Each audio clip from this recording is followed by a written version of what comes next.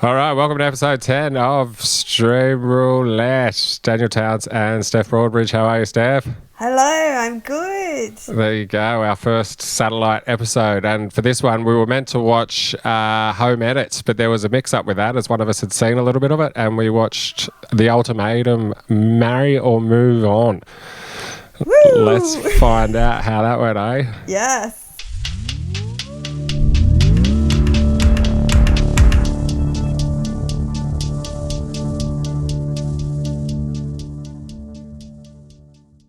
Welcome to another episode of Stream Roulette. I'm Steph Broadbridge and I'm remote with Daniel Towns. Hey, Daniel. Hey, how are you? Greetings from Sydney. Yes, I know. I'm off gallivanting around Melbourne. How's it going down there? Are you having a good time? No, it's terrible. Okay, let's move on from that experience. But it's fun. I'm having fun. I had it in my head, like, don't ask too many questions about the festival because, like, I know how quickly it can go down that path, and then also people don't really care. You don't want to elaborate too much on a podcast. And I don't want to elaborate too much anyway, because it's not interesting. It's just like, here are all the specific reasons I'm having a terrible time. But also, it's really fun. The show itself has been absolutely fun because it's 11:30 at night. So the people that do come are so up for it. Oh yeah, they'd be right up for it. Yeah. I had 3 tradies turn up the other night, and they just took their shoes off and just sat there. And just they had so many follow-up questions because it's a feminist show. So every time I did a joke, to be respected as an artiste. Yeah, so exactly. But every time I did a joke, they just wanted to know more questions about it because it was just 3 tradies. They're just like, you'd finish a joke, and they're just ask follow-ups. So I'd be like, like, you know, women are like this, and they're like, oh, does that really happen? I'm like, yes, that does really happen. And then also when I was doing jokes shitting on guys, they like corrected me with some of the things I said. Oh, really? That's pretty funny. Sounds like I learned something too. Sounds like a very equal show. Yeah, it was real fun. Yeah, that's all right. Yeah, sometimes they're the ones where you just got to roll with the punches, don't you?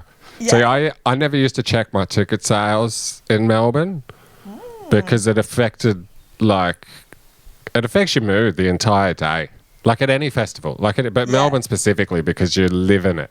And, you know, Adelaide and all the others, those ones when you're not from that city and you're in funny, like strange accommodation. And I just remember one year staying with Jory. And he was obsessed with the sales reports and all that kind of stuff. And it just got to the point where I was like, you know what? Like, it doesn't, like, staring at it's not going to change it. And like, if I don't know, like, I'd even tell the front of house person not to tell me. And then, like, if I walked out and it was quiet, it's too late for me to react. Like, I just have to suck it up and do it in the minute. Yeah, right. You know what I mean? And then afterwards, it's like, oh, whatever. But then, like, I don't spend my whole day going, oh, God, there was only... You know, and, like, you kind of talk yourself out of it. Yeah. I don't know. I'm just, like, I'm expecting low numbers now, so I've made the show work for low numbers. So I've adjusted it. Yeah. And then, so now if I get a huge crowd, I'm going to panic. So now you're sitting down. I actually am. I'm sitting on the stage with my legs crossed when they come in. Yeah, right. That's super casual. Yeah, because I'm like, it's crazy to pretend that there's not 2 people in here, you know, like. Oh, well, that'd be the one advantage of doing like a play or something. Like, you're just doing it like, you know, same as singing. I mean, it would be hard to commit to that level of enthusiasm, I suppose, but. Yeah. You know, like, at least the songs are the hardest performance. It's not. It's a performance, though. It's not It's not you just chatting and engaging, and you know. Whereabouts are you staying? Are you staying in the city, or are you staying? I'm staying in Glen Huntly. Oh, wow! You've narrowed it right down. So you haven't. I was just gonna say, how far? Like, you're not close to the CBD then? No, I'm nowhere near it. Yeah. Oh, that's good. At least you can get out. Because every time I've only once or twice I've stayed out of it, and when I say out, I mean like 2 kilometers walking distance.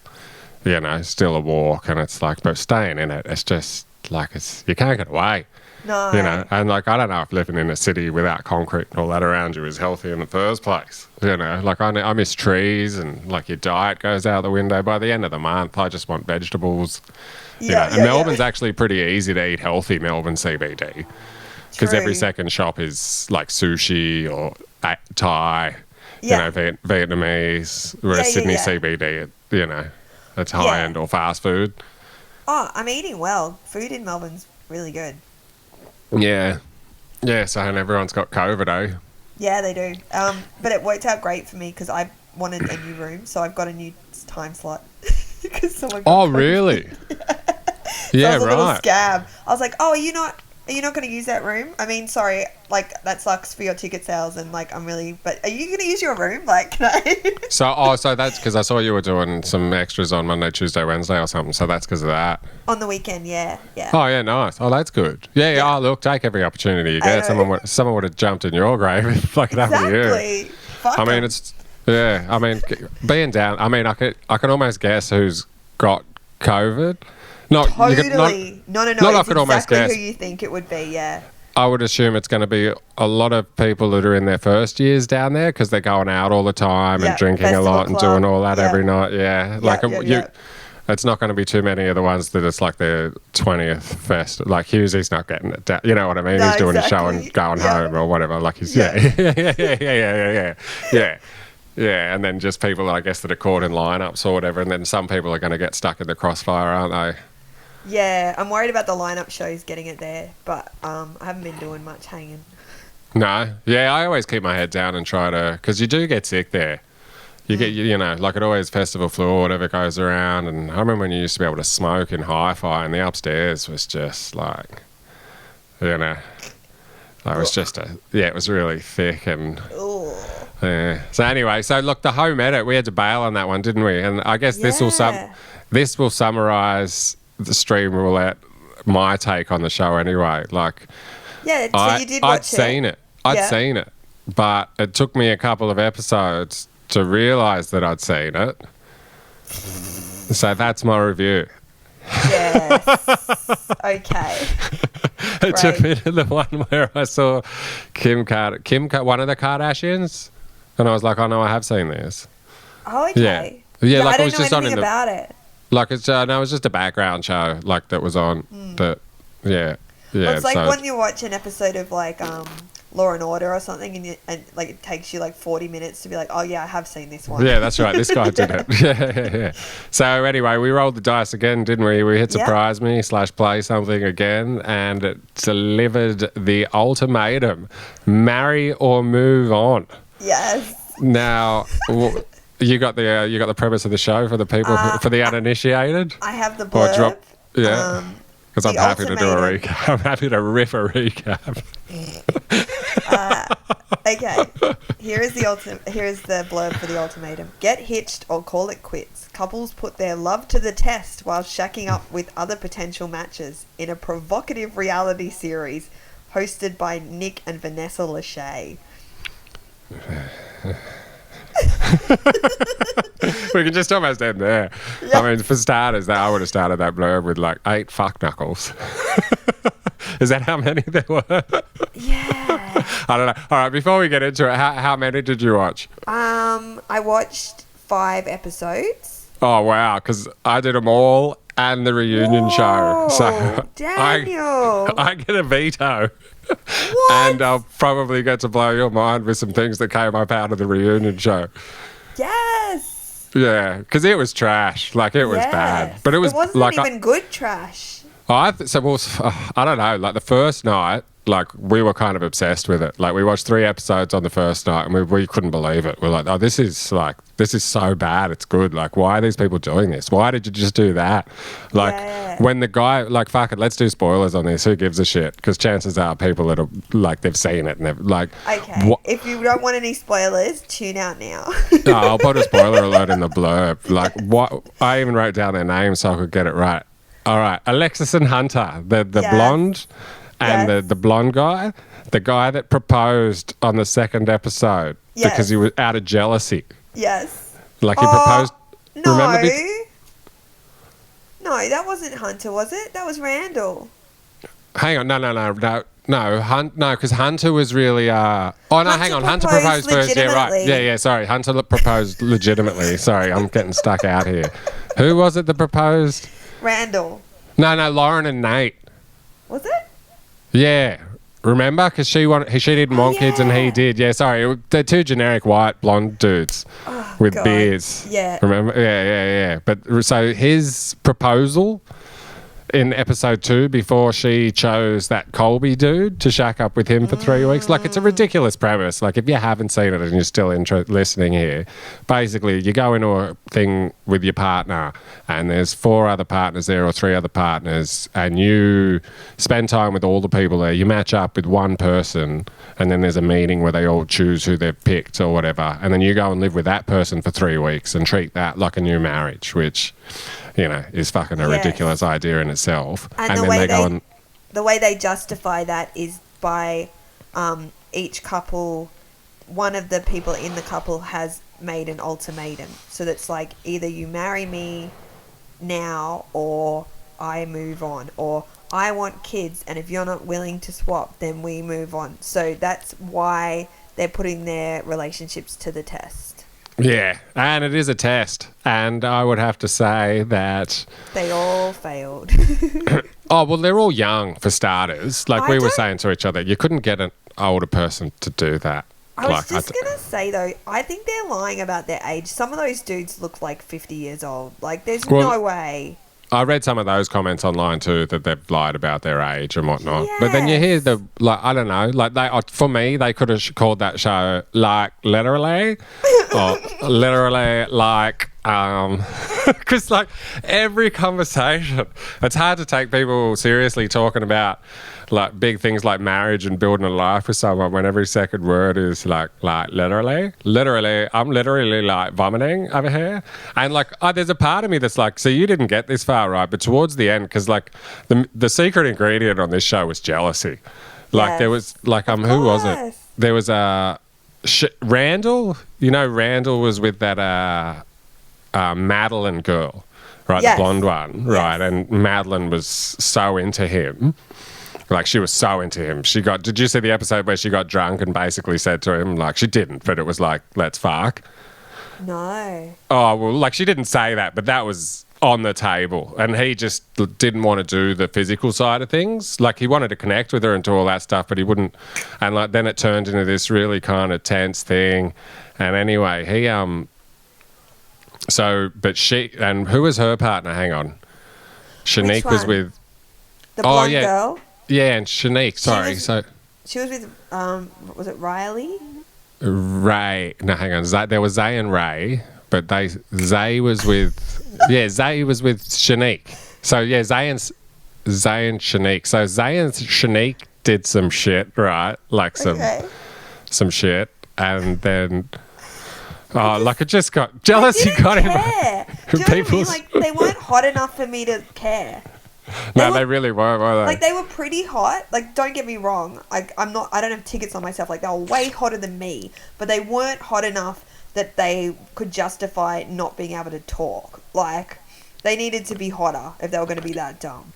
But, like, first you got to find people with the IQ to think doing something like that would be intelligent. Like, so do you know I know where they found them. Where? So this is what's really interesting and what reality TV has become now, because they found them on Instagram. So they looked for Instagram influencers, basically. Oh, so they're all on Instagram and they're influencers, and that's how they got them together. Yeah, that's how they found them. So they scouted them on Instagram and picked people that are just trying to raise their profile on Instagram. So it's like this weird kind of eating its own tail kind of situation now. Yeah, that's a human centipede of an idea. That's right. Oh, well, that's interesting. And there was only a 2-week turnaround too, from when they cast it to when they filmed it, and you could tell because the whole thing felt like it had no budget and it had just been stuck together with sticky tape. No budget though, but it was. I mean, it had the same generic synth music that all Netflix original reality style shows have. Yeah. Like to the point where it's like it's the same person doing all the music on the on their reality shows. Like it's the same synth shit. Like Amanda noticed it and pointed it same. out. My first note is stock music is bad, written in capitals. Oh, really? But I mean, they did splash out on the accommodation. But even that, then, like, imagine like you one were hotel room, like whatever. No, but like, imagine like your partner was downstairs from you in a 3-week experiment with someone else. Yeah. Like that's so weird. Like that's what it's such a weird idea, and I think there would have been a fast turnaround between like the 2-week turnaround between like casting it and filming it, because people might change their minds.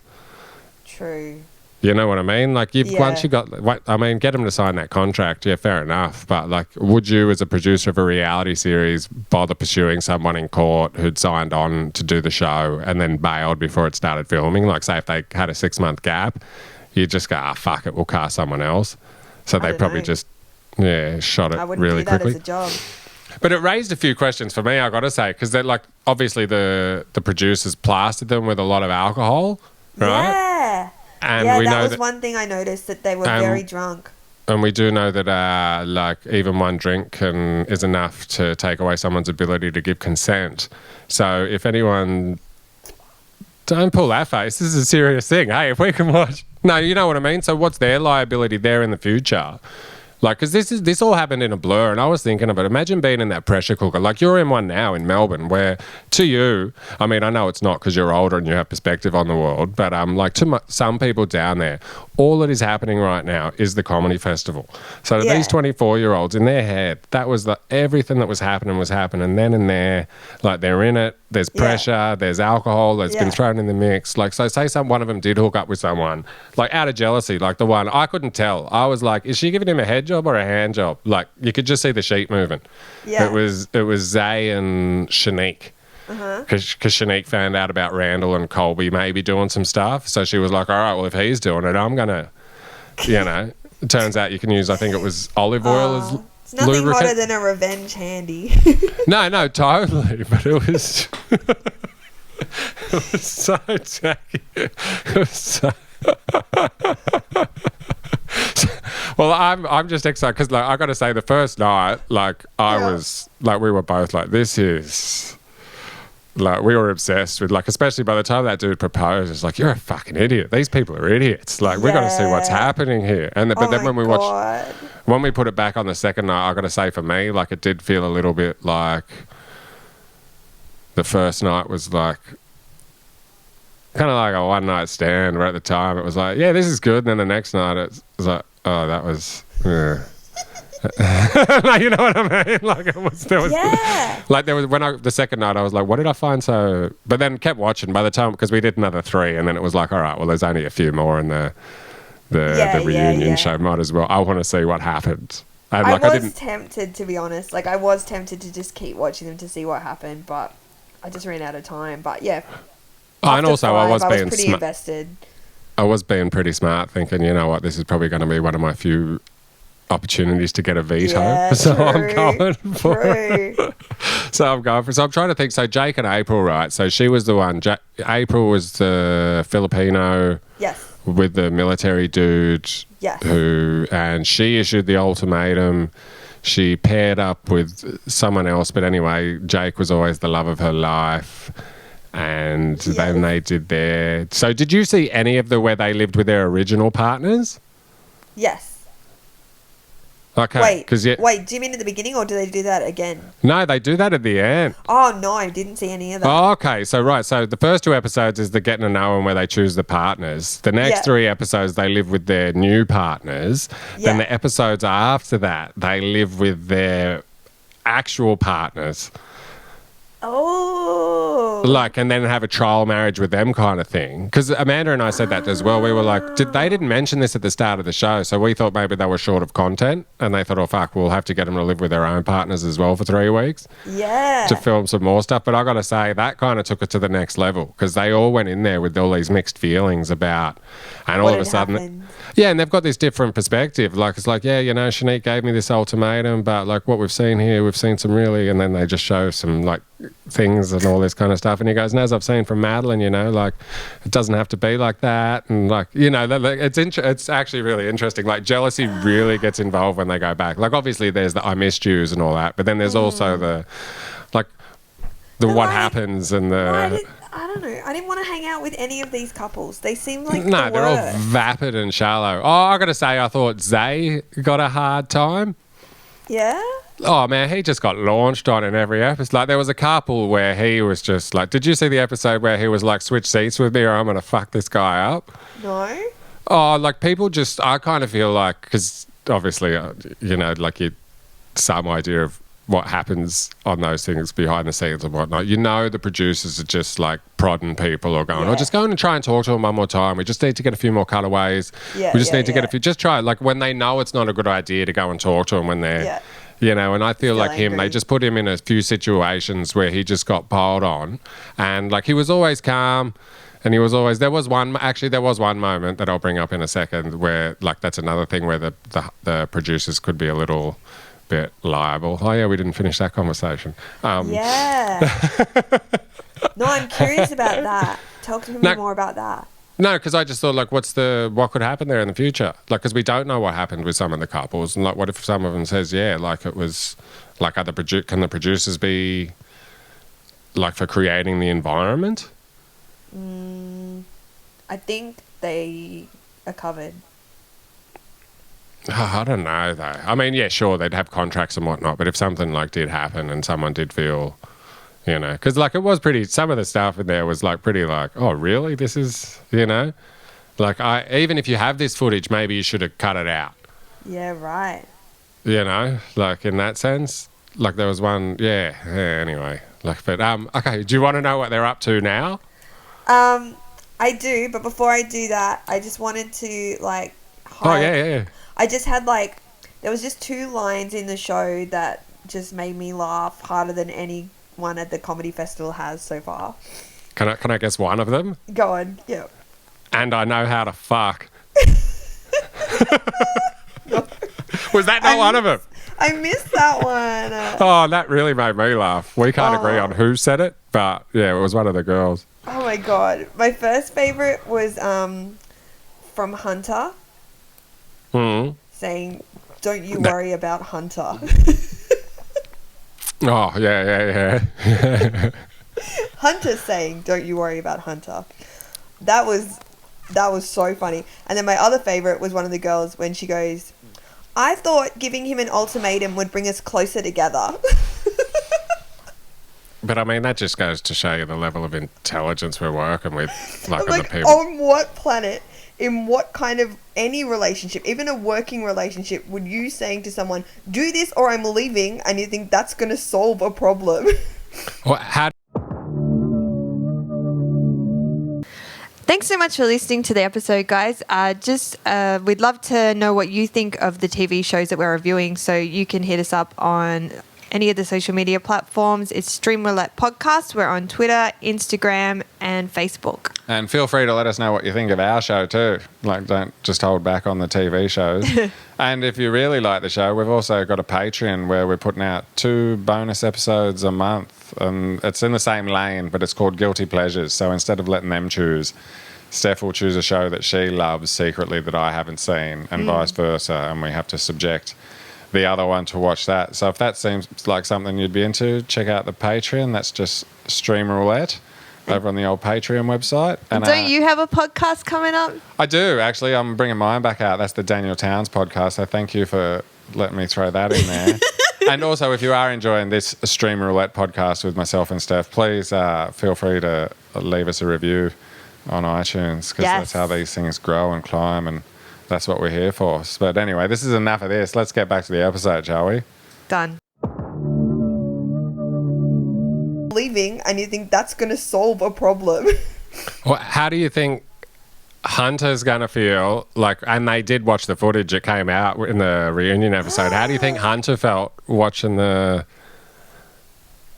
Yeah, that episode, and realizing that one, Alexis only wanted Alexis issued the ultimatum, and then as soon as she realized that no one was going to choose her, like she hated the show and didn't want to be there anymore. Yeah. So, and then I reckon there was a little bit of a cry and a fucking scene off camera, because she definitely seemed like the type to cause a scene. Yeah. And she was a princess, and like I'll get into that in a second. And then he's just gone, She was my fuck it, favourite.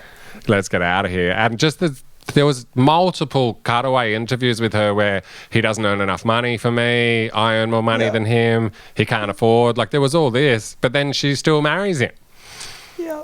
Like, well, she doesn't marry him, but like fast forward, like they were on the reunion show. I don't know why, because in my eyes they bitched out early. Like I'm more interested to see a reunion show on Lauren and Nate. Like the one that, because that was the most awkward thing I've ever seen on television, because it followed, and I don't watch television, so that does not say much, but it followed the other proposal, which was like a little bit. That was great. At least it was real. You know, like it was still a bad reason, like, because she didn't want to be there. Yeah. You know, like but like the second one, everyone, like one of the guys even went, what the fuck? Yeah. Like no one, I didn't expect it. So at the end of it, right, because you didn't get to the end. Oh, okay, so I guess I should tell you by the end of it who they ended up with. Yes, please. I would love to know. Okay, so Jake and April went in together, and at the end of the show, Jake had matched up with Ray. Yeah. And they had been given 2 tickets anywhere in the world to go on a holiday. Yeah, wherever they wanted. And that was the last we saw of them before the reunion show. Right. So that takes April out. Madeline and Colby. So it ends with the ultimatum, right? They have the ultimatum episode. Yeah. I know what happened with those two because I saw that they... Okay, well, yeah, they get married on the show. Yeah. Kind of thing. And like, well, as soon as, like, after the first one, I said, all right, so we just got to look at, like, because I said, oh, well, she's definitely dressed for a proposal. Yeah. And then he proposed, and it's like, all right, we'll just look at their clothes. And by the time it got to Madeline and Colby, they had an arc there and all this stuff. So we expected a proposal, but we didn't expect the wedding. Right. But I'm sure they got married again anyway. Shanique and Randall, he proposed. That was the first proposal. I honestly didn't think he would. No.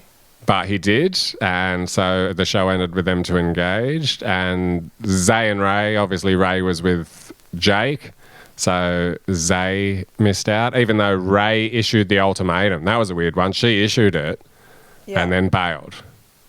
Oh. And Alexis and Hunter, we've covered those, and Lauren and Nate, we've covered those. All right, so yeah, there we go. So now on to... So can I just say, Madeline and Colby, they should not have fucking gotten that, like, before we move on to where they're at now. Like, he was just he never made eye contact. He was really manipulative. He was a psychopath, wasn't he? Yeah, he was a psychopath. That's exactly what I said. Like, he would never make eye contact with the camera. And even, like, he hooked up with someone. Like, he left at 4 a.m. and went and hooked up with some random, right? And then when she called him out on it, he legitimately tried to tell her, like, for a whole episode, that he did it for her to, like, increase her experience on the show. And then they're having all these cutaways and interviews with her going, this is fucking ridiculous. Like, if you can't admit that, like, who can't own their shit? Like, what kind of person can't just say, hey, look, I fucked up? You know, and she's like, I can't marry someone like that. And you really got the impression, because she was a firecracker. Like, she was probably my favorite one in the sense that she was a firecracker, but she was also chaos. She was trouble. Like, you could see it. Like, she was fun trouble. Yeah. You know what I mean? But she was smart enough. You could see that she was intelligent. Like, and once you met her friends, you're like, oh, okay, she's the wild fun one in that friend circle kind of thing. Like, they're all a bit stiff, and, you know, she's the one where they're always like, they're holding her hair back and you know, kind of thing. You could also tell her friends hated him. Oh yeah. So when and so did her mum wasn't too happy about it. Oh. I think. So when they ended up, that was really weird to me when they ended up engaged. Like married, sorry. That was really weird to me. Jake and April, like, she just put a lot of pressure on the guy. There's a kid in the mix now too. With Madeline and Colby. Yeah. Well, yeah, fast forward to the Whatsy episode and they come out and she's preggers. Yep. She's pregnant. I couldn't believe it. Like, I was gobsmacked. I was Yeah. absolutely gobsmacked. Small town, baby. Yeah, well, yeah. Shanique and Randall, the ones that got engaged on the reunion episode, they broke up. Oh. But they got back together. Again, this is like, I think it's 6 or 7 months after the show. But then they got back together again and they're working on it. Nice. So I think, like, they seem like the actual winners. Yep. Like, because at least they got something out of it. Okay. Zay and Ray split.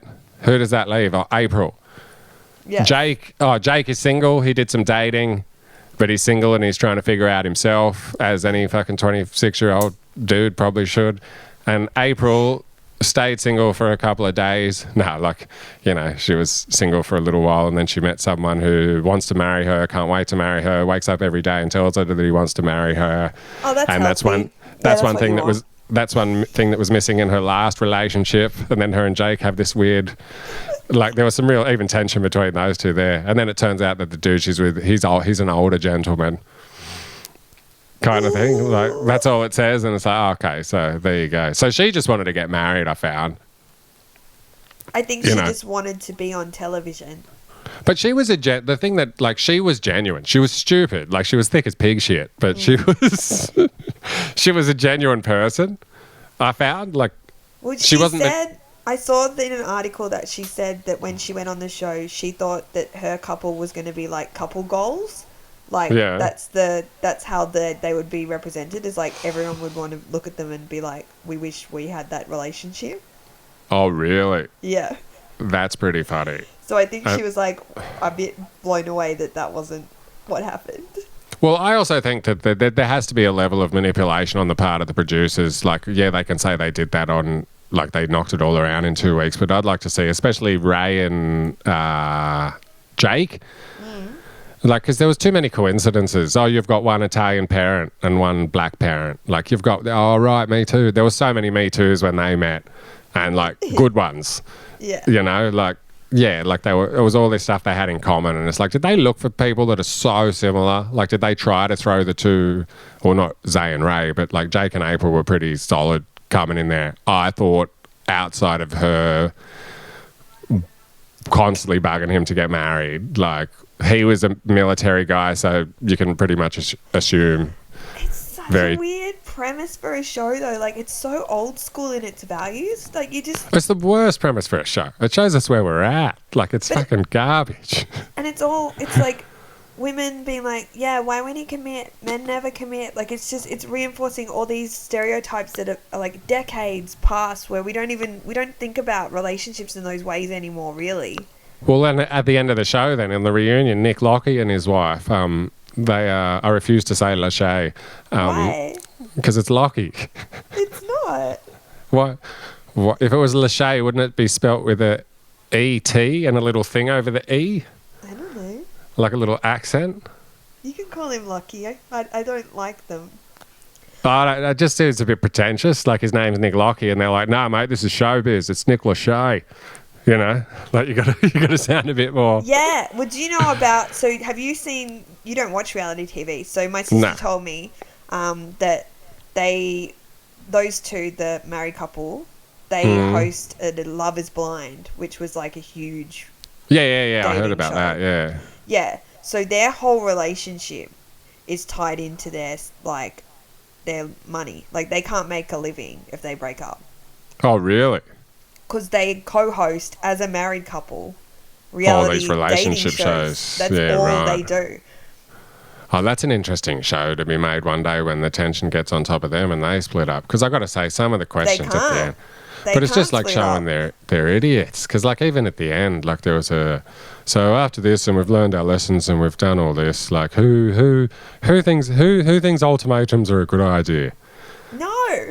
Well, Alexis did, because she got what she wanted. Like, all she learned out of it is demand things and threaten to walk away if you don't get it. That's the best way to go about something. She learned that on the show. She learned that when she was 4 years old and she got her dad to buy her a pony. Like, she didn't need the show for that. And whoever paid for all that fucking work she's had done. Yeah, exactly. I can't, like, who at that age, what was she, 24?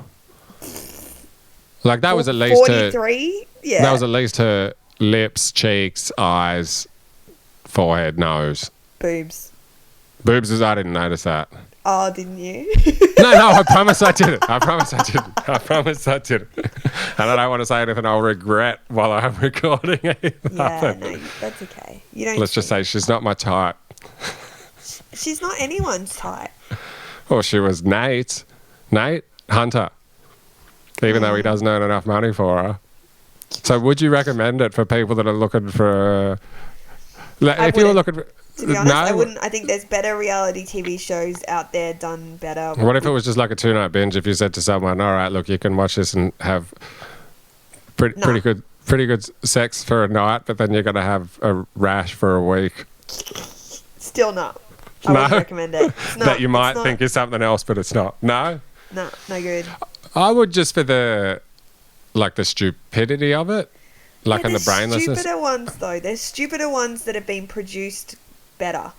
I wouldn't. Well, you'll have to tell me what they are, because I wouldn't recommend this to people that actually want to watch television. But if you're in the state of mind of like, hey, I want to watch some idiots do some stuff I can't believe on a show with a really fucking ridiculous idea with some dramatic moments that are pushed out by jealousy, this is good for it. But it's not good TV. It's fucking garbage. But yeah, I'd recommend it if you need a what the fuck show. Yeah, what were you going to say? No, I wasn't going to say anything. I was just thinking, I wonder if this has changed our algorithm now that we're going into kind of the reality TV space. Well, I'll be honest with you. I did go in and like it. Okay. Right. Just because, I mean, I was doing that. I went back. You liked it. And I did go back and, but I'll have to take it out now because you're neutral on it. But I did go back on all the ones that we liked and didn't like anyway. Yeah. But you finished the whole thing. I think if one of us finishes the whole thing, that counts as a like. What do I get when I eventually finish Mum then? Because I'm going to eventually finish Mum. I was thinking that the other night. What do you get? Like, I'm up to season 4 already. There's only 8. I don't know. You get your own Netflix special. Bought for me and delivered to me that I can watch from the comfort of my own home. You get the box set of Mum on DVD. Oh, nice. DVD. Sweet. It probably actually is on DVD. I bet you I can find it at JB Hi-Fi. I swear that's not a bad price. All right. Well, we should probably wrap this one up. Before we do, though, do you want to know what we're in for next time? Yes. Okay. Here we go. It's actually not a bad one. Well, I don't know if it's a bad one, but it's an easy one. Why? In the sense that it's a movie. It is Jumanji, The Next Level. So apparently there's been a sequel to Jumanji, which I haven't even seen. You haven't seen the original Jumanji? Nah. Is that... Okay. That's Robin Williams, right? Yeah. Yeah, no, I haven't seen it. I think I was just a little bit... Like, I was at that age where it's like, oh, no, that's for kids, and I'm a little bit too cool for that. You know? So it's got ostrich attacks, a vicious conqueror, angry primates. It was supposed to be brunch. It was supposed to be brunch, not more of this lethal video game. I really need to read these things before I read them out loud. Oh, so it's not a board game anymore, it's a video game? That's clever. I guess so. They had to... They've updated it for a modern audience, evolve. So it's relatable. Yeah, so there we go. So it was supposed to be brunch, not more of this lethal video game. So that would imply that there's another one. Yeah. So there was the first one, which was a board game. So there's at least 3. There's 3 Jumanjis. So this is at least the 3rd one. Okay. I guess we're coming back with some knowledge on the Jumanji series. Okay. And that sounds fun. Bonus points for anyone that can knock off the rest of them before the next record. All right. Well, that was fun. We should probably hit it. We're going to discuss our Patreon. We've got to do another Patreon episode as well. How exciting. Hudson Hawk. I'm keen to see what you thought. Let's move on. But thanks for listening. Yeah, thank you. And we'll catch you next week for episode 11. Now we're rolling in double digits. Love it. All right. See you later. Bye.